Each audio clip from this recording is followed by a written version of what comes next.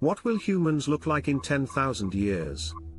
What about in 1 million years?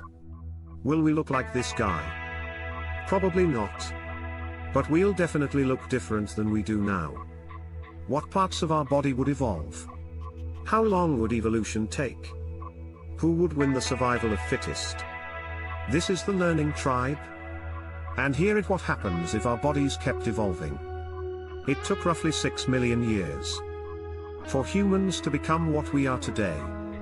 And modern humans have only been around for about 12,000 of those years.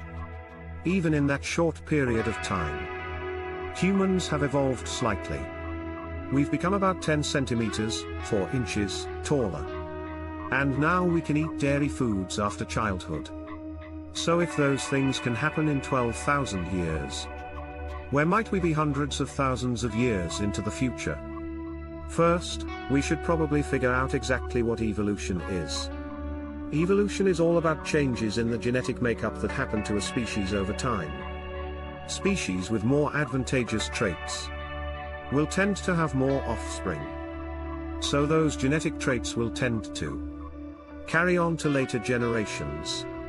For example, giraffes with longer necks who can reach more food will be able to survive better than giraffes with short necks. And they'll be able to have more babies, who will likely have longer necks, just like their parents. And as time goes on, the short-necked giraffes will die out. And the long-necked giraffes are the only ones left. That's why all our giraffes have long necks today. So how does this apply to humans exactly? Well, evolution, in this sense, is actually very hard to predict. In the world we live in, we don't need to worry about survival of the fittest. Technology has effectively cancelled a lot of that. You no longer need to worry about being the fastest or the strongest. This isn't 100,000 years ago, when you had to fight for your food. Things like houses to live in, and clean running water, make surviving so much easier. You never think to yourself, how am I going to survive today? But that's something our ancestors had to worry about constantly. It's not guaranteed that 1 million years from now, humans will be stronger, faster, and bigger than ever before. After all, having children today is generally decided by culture and personal choice, rather than the need for our species to survive. Our future will be decided by the traits of people who have children, and how many children they have.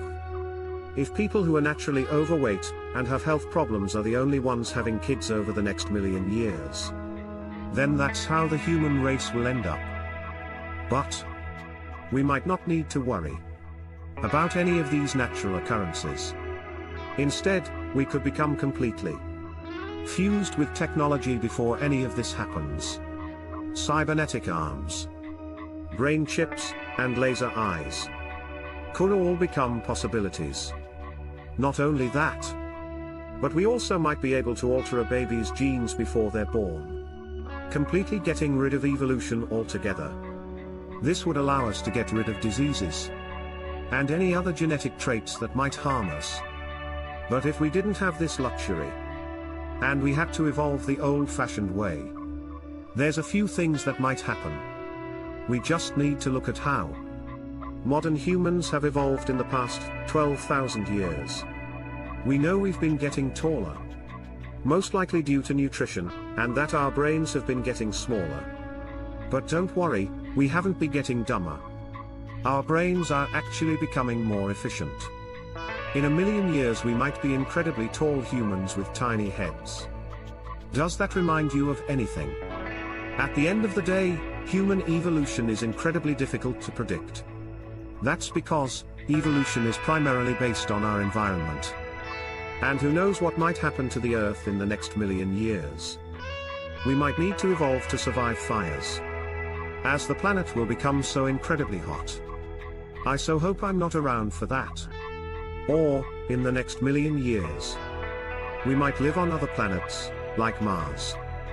Humans would evolve to look completely different there, as they'd be living in entirely different conditions than here on Earth. Wondering what living on the red planet would be like. Well, that's a story for another video. Please subscribe to the Learning Tribe and click the bell icon to get notified about our upcoming videos.